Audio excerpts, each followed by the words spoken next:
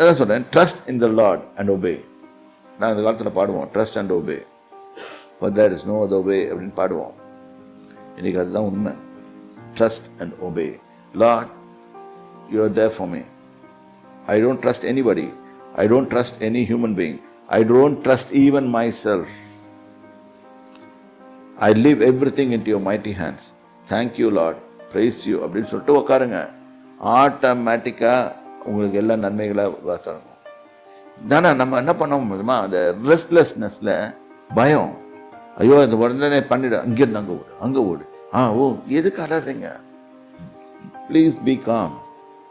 கர்த்தர் உங்களோடு இருந்தாருன்னா அமைதியாக இருங்க. உயிர் ஒன்றும் போகாது, எந்த காரியமும் ஒன்றும் நடக்காது. கர்த்தருடைய சித்தத்தின்படி தான் எல்லாமே நடக்கும் போது நமக்கு தெரிஞ்சிட்டோம்னா நம்ம எதுக்கும் பயப்பட மாட்டோம்.